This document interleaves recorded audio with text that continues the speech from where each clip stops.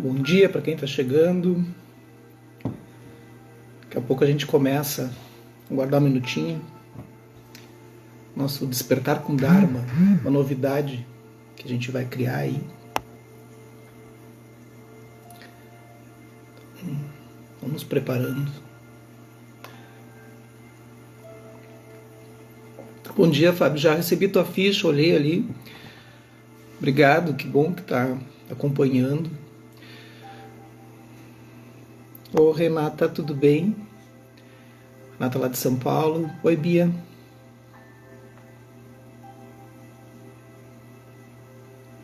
Que legal. Sabrina Renz, também recebi tua ficha agora há pouco. Obrigado por se inscrever no curso. E aí, Andrés, tudo bom? Então, 6h30, como a gente combinou, e eu costumo ser bem pontual, tô deixando uma musiquinha de fundo aqui, criar um climinha, assim, para amanhã começar devagar, começar com calma. Então, o que eu pensei, assim, né? Geralmente esse horário da manhã eu utilizo para estudar, né? Então eu faço minha prática, tal, já preparo meu chimarrão e venho para a biblioteca e já começo a estudar, né? Bem cedo, assim. Porque depois eu me transformo em arquiteto lá pelas 7h30, 8h. E aí, né? E esse livro é uma bíblia, assim, ele tem umas 800 ou 1000 páginas, não me lembro.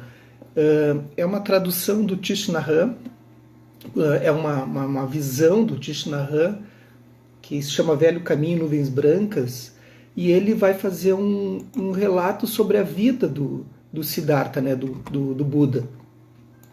E essa vida dele, só que ele relata de uma forma bem diferente que a gente está acostumado a ver. Ele vai relatar de uma forma que ele já começa em média res, assim como se diz na literatura. Ele já entra de sola e já sai falando, ele já inicia a história do Buda, do Siddhartha, 7 anos depois de ele alcançar a iluminação. Então são 7 mais 6, que ele ficou tentando ali, chulhando, né? Como se diz aqui no Sul. Ele ficou tentando, são 13 anos ali que ele ficou, já saiu de casa, né?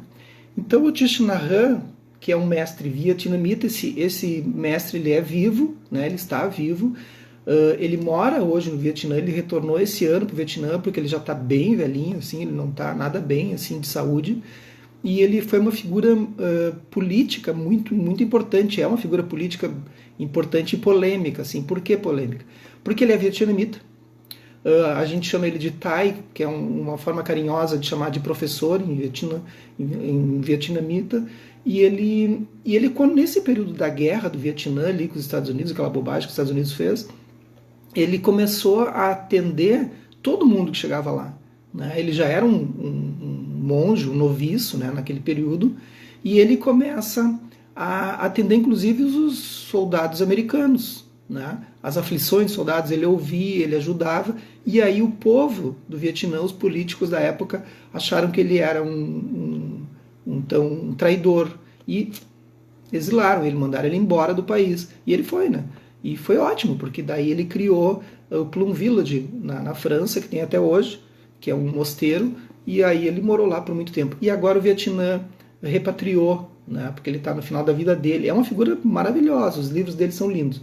Esse livro aqui em especial, ele é muito bacana por isso, porque ele conta a história do Buda de uma forma muito tranquila, assim. Eu já li centenas de livros sobre o budismo e sempre são muito complicados, complexos, assim. Aqui ele vai contar em forma de historinha, e é o que eu vou fazer para vocês.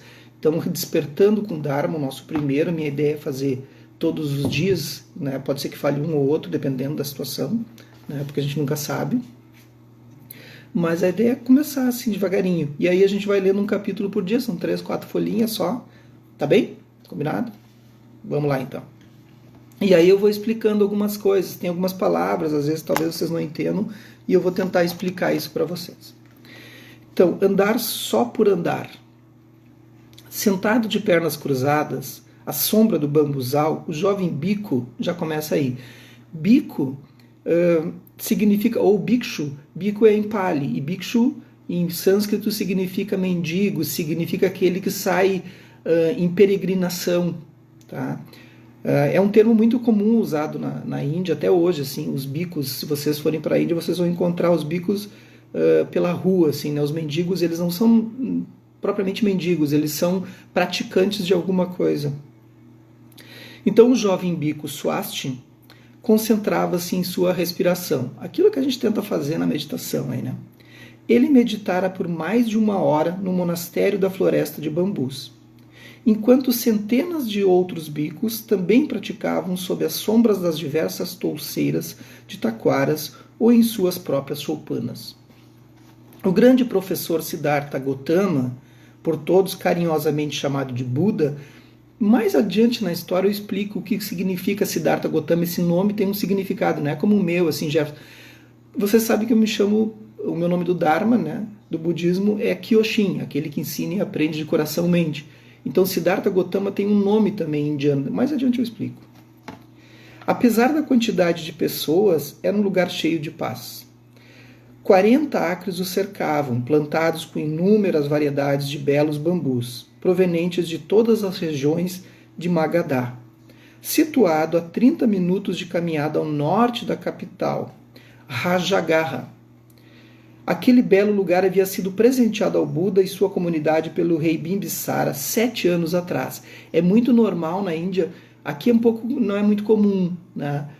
As pessoas que acreditam no seu mestre, eles doam os lugares. Aqui não é nada comum, é muito difícil a gente conseguir isso.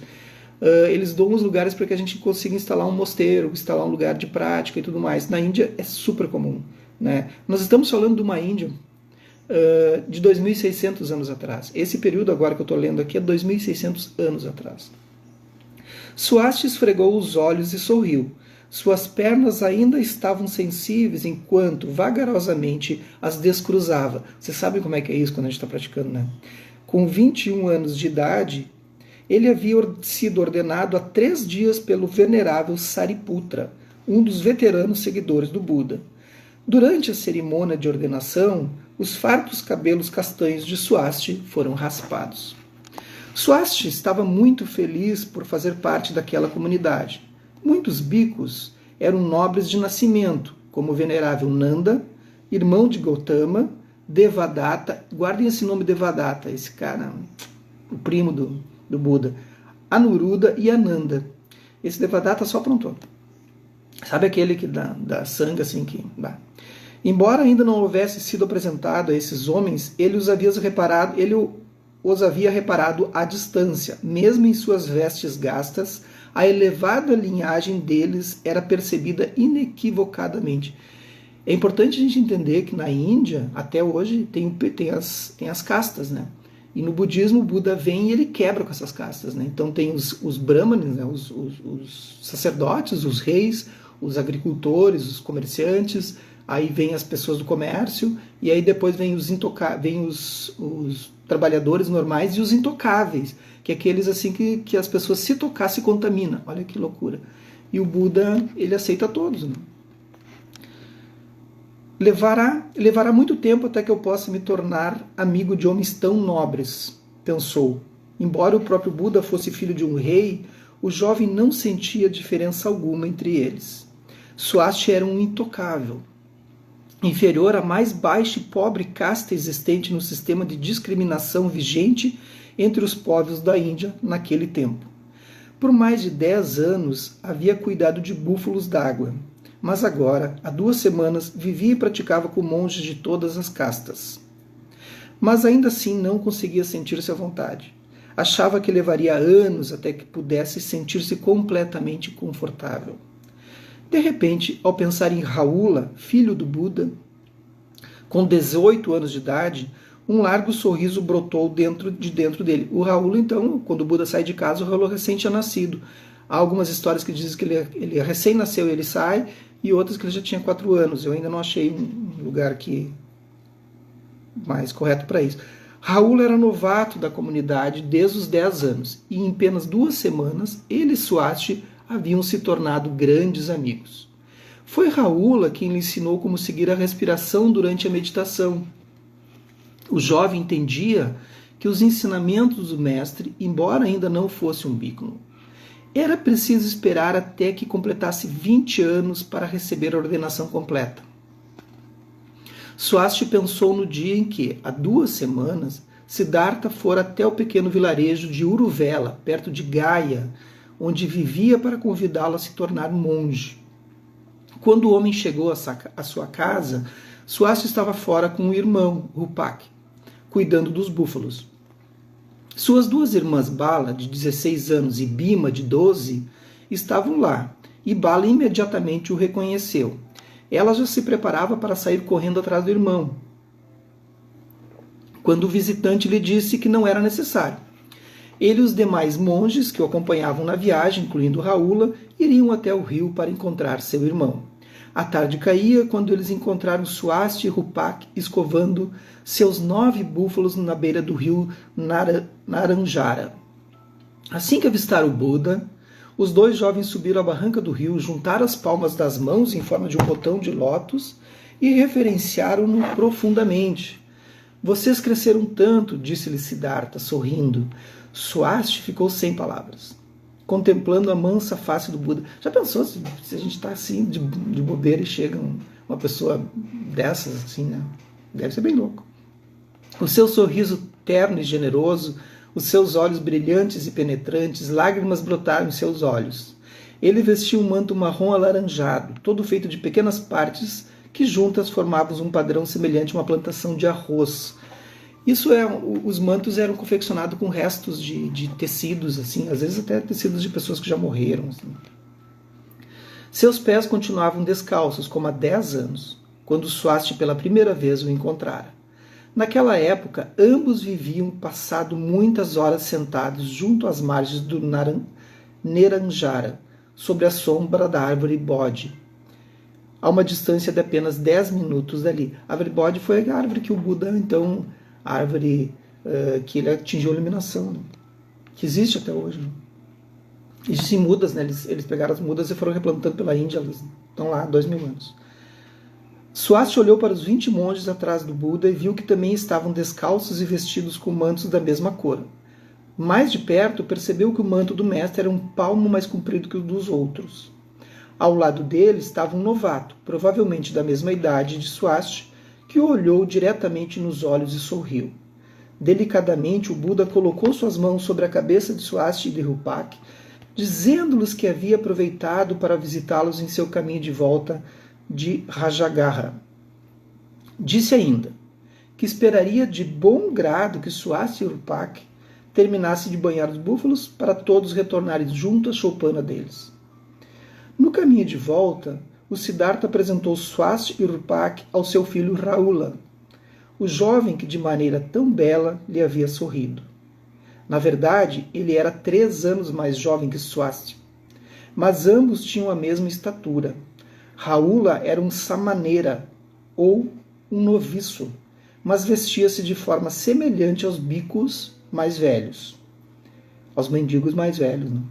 Após entregar sua tigela de mendigar a Rupak, Rahula colocou-se entre os 2 irmãos, já considerando os irmãos, pondo seus braços ao redor dos ombros dos novos amigos. Tantas eram as histórias que seu pai havia contado sobre Swasti e sua família que ambos já lhe pareciam velhos conhecidos. Os irmãos deixaram-se envolver pelo amor de Rahula. Logo que chegaram à casa de Swasti, o Buda convidou-o a unir-se à comunidade de bhikkhus e a estudar o Dharma com ele. Há 10 anos, quando se conheceram, o menino havia expressado seu desejo de estudar com ele, e o Buda concordara em aceitá-lo como discípulo. Agora que Swasti tinha completado 21 anos, o Buda retornou. Ele não esquecera sua promessa. Então o Buda saía, né? Saía pegar o pessoal, assim. Né? Rupak levou os búfalos de volta ao dono, o Sr. Rambu. Enquanto isso, o Buda sentou-se num banquinho do lado de fora da choupana de Swasti, ficando os bhikkhus atrás dele. Com paredes de barro e teto de palha, a casa era pequena demais para abrigar a comitiva. Toda a comitiva. Bala, a irmã, né, do Swasti, disse: "Mano, deves ir com o Buda. Rupak hoje é mais forte do que era quando começaste a cuidar dos búfalos, e eu posso tomar conta da casa perfeitamente bem. Vens cuidando de nós há 10 anos e agora já podemos seguir sozinho. Era muito comum naquela época assim, um membro da família seguir os monges. Né? No caso, ele era um intocável, então não era comum. Era comum só na casta, só na linhagem do Buda. Sentado junto à terrina d'água, Bhima olhou para a irmã sem nada dizer. Swasti olhou-a, era uma bela menina. Quando ele conhecera o Buda, Bala tinha 6 anos, Rupak 6 e Bhima ainda era bebê. Bala cozinhava para a família, enquanto Rupak brincava na areia. 6 meses após a morte do pai, a mãe das crianças morrera de parto. Com apenas 11 anos, Swasti tornou-se o chefe da família, conseguiu emprego cuidando de búfalos d'água e, por ser um bom trabalhador, ganhava dinheiro suficiente para alimentar a família. Percebendo que Swasti sondava seus sentimentos, Bhima sorriu. Após hesitar por um instante, disse em tom suave: Mano, vai com o Buda. Se fosse aqui em Lajado, diria: Mano, vai com a Buda. Né? O pessoal de Lajado tem um sotaque assim. Vai com a Buda, vai com a Buda. Ela baixou a cabeça, tentando esconder as lágrimas. Já tinha ouvido o irmão falar várias vezes de seu desejo de estudar com o mestre. E sem dúvida queria que ele fosse. Mas agora que o momento chegara, não conseguia esconder sua tristeza. Nesse exato instante, Rupak retornava da aldeia e, ouvindo as palavras da irmã, entendeu que o momento havia chegado. Olhando para Swasti, disse: Sim, mano, vai com ele. E todos da família silenciaram. Rupak olhou para o Buda e falou: Espero que o venerável Senhor permita que meu irmão estude com você. Já tenho idade suficiente para cuidar de nossa família. Virando-se para Swasti, prosseguiu: Mano, por favor, pede ao Buda para vir nos visitar de vez em quando. Siddhartha levantou-se e delicadamente acariciou os cabelos de Bhima. Crianças, por favor, comam agora. Amanhã de manhã virei buscar Swasti e só então seguiremos todos até Rajagaha. Esta noite, os bicos e eu dormiremos sob a árvore bode. Ao chegar ao portão, o visitante olhou de novo para Swasti e disse: Amanhã de manhã você não precisa trazer nada, somente as roupas que está usando. Então deixa o passado todo para trás, né? Toda a sua história para trás e vai. Naquela noite, os 4 irmãos ficaram acordados até tarde. Como um pai que parte, Swasti deu-lhes os últimos conselhos sobre como deveriam cuidar um dos outros e assim da casa. Bem cedo na manhã seguinte, Sujata, amiga de Swasti, gravem esse nome Sujata para quem vai me acompanhando ao longo desses dias aí, esse nome é importantíssimo, veio despedir-se. Na noite anterior, ela havia encontrado o Buda a caminho do rio, e ele lhe dissera que o rapaz se uniria à ordem dos monges. Filha do líder da aldeia, era 2 anos mais velha que Swasti, e também havia conhecido Gotama antes dele se tornar o Buda, o desperto, né? Sujata deu um pequeno pote com ervas medicinais para Swasti levar consigo. Os dois falaram muito brevemente, pois em seguida o Buda chegou com seus discípulos.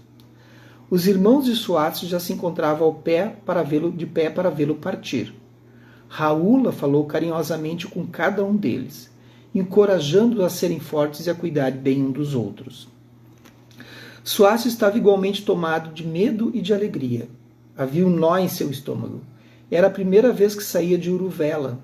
O Buda disse que levariam 10 dias para chegar a Rajagaha.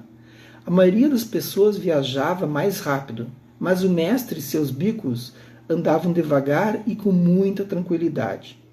À medida que Swasti diminuía o ritmo de seus passos, o seu coração se acalmava. Ele tinha seu coração completamente imerso no Buda, no Dharma e na Sangha. Então, vocês já devem ter ouvido, né, que muitas vezes nós budistas a gente toma refúgio no Buda, né, no Buda interno que é na gente, no nosso estado da natureza já desperta. No Dharma, que é esse conhecimento nas coisas e nos fenômenos internos e externos, e na Sangha. A Sangha é a comunidade de praticantes leigos e praticantes monásticos. Então a gente toma refúgio no Buda, no Dharma e na Sangha, ou na fala, no corpo e na mente. E esse era o seu caminho. Por uma última vez virou-se olhando para trás para aqueles que haviam sido suas únicas pessoas e única terra que jamais conhecera. Quando viu Sujata e sua família como meras manchas que se fundiam à sombra das árvores da floresta. Parecia a Swasti que Buda caminhava somente para desfrutar a paisagem, sem qualquer preocupação em chegar a qualquer lugar. Porque o caminhar já é o caminho. Né? Assim também faziam os bhikkhus. Ninguém parecia ansioso ou impaciente para chegar a qualquer destino. Cada passo de cada um deles, de cada um dos homens, era suave, equilibrado e tranquilo. Era como se estivessem fazendo um agradável e gostoso passeio juntos. Nenhum deles jamais parecia cansado, embora percorressem longas distâncias a cada dia.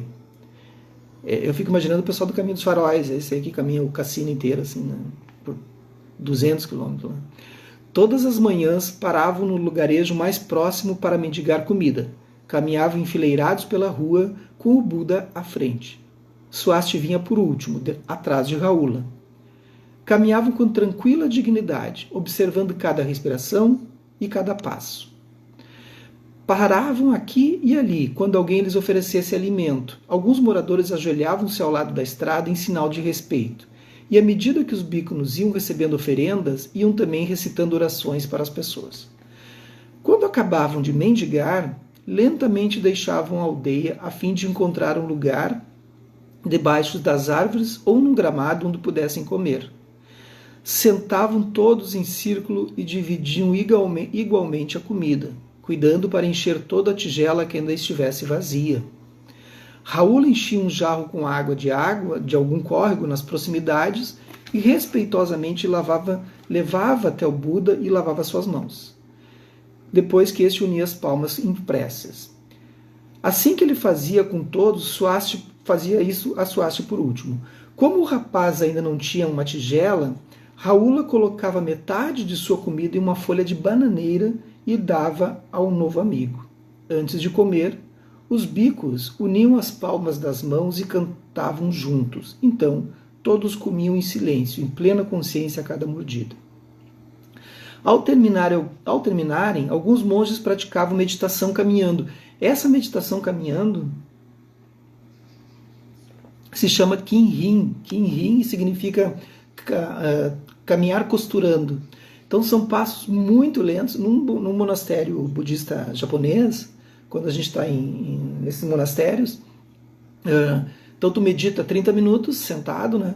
Aí tu levanta e caminha. O Kinhin tu dá um passo e depois o outro passo é metade do pé, assim, é muito lento, muito compassado, muito tranquilo, né? E é uma sequência, a gente faz isso por 10 minutos, senta de novo, 30 minutos, levanta, 10 minutos, 30 minutos. Assim vai. Certo. Os melhores lugares, por algum tempo, quando o calor mais intenso se abrandava, novamente se dirigiam à estrada e caminhavam até o crepúsculo. Os melhores lugares para descansar durante a noite eram as florestas intocadas, e eles andavam até encontrar um bom local. Cada bico tinha sua própria almofada, e muitos deles sentavam-se em posições de lótus durante boa parte da noite. As almofadas eram feitas de palha. Cada homem carregava consigo 2 mantos, o que usava e outro para abrigar-se do frio ou da chuva. Swasti sentou-se meditando com os outros e aprendeu a dormir sobre a terra, usando como travesseiro uma raiz de árvore. Na manhã seguinte, ao acordar, Swasti viu que Buda e muitos bhikkhus já estavam sentados, meditando pacificamente, irradiando profunda calma e majestade. Deve ser muito legal, né?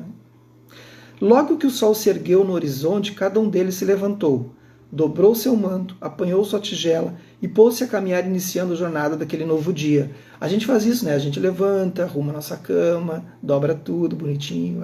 Capaz, a gente levanta já, né, tropeçando no travesseiro. Andando de dia e descansando à noite, transcorreram-se os 10 dias até chegarem a Rajagaha, capital de Magadha. Era a primeira vez que Swasti ia a uma cidade. Carruagens passavam pelas ruas através da multidão. Imagina isso, há 2.500 anos atrás, 600, já tinha multidão na Índia. Gritos e gargalhadas, a gente nem tinha sido descoberto aqui. Gritos e gargalhadas ecoavam por toda parte, mas a procissão silenciosa dos bhikkhus continuava em paz, da mesma maneira que andava às margens de um rio ou através de um campo de arroz cultivado. Última página agora. Alguns moradores da cidade paravam para vê-los. enquanto outros, reconhecendo o Buda, reverenciavam-no profundamente, demonstrando seu respeito, faziam as prostrações, né, até o chão. E assim prosseguiram. Os bhikkhus caminhando tranquilamente até alcançar o monastério da floresta de bambus, além da cidade. A notícia de que Siddhartha havia retornado espalhou-se rápido pelo local. E em poucos minutos, cerca de 400 bhikkhus juntaram-se para dar-lhes boas-vindas. É uma baita sanga, né? O Buda não falou muito, mas quis saber do bem-estar de cada um e também como ia sua prática meditativa. Ele confiou Swasti a Sariputra, que era também o instrutor espiritual de Rahula.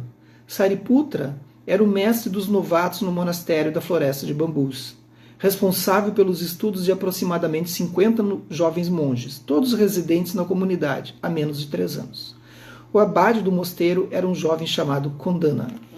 Rahula deveria introduzir Swasti na vida do monastério, como andar, sentar, ficar de pé, cumprimentar os outros, como praticar meditação sentado, meditação caminhando, Kinhin, e acompanhar a respiração.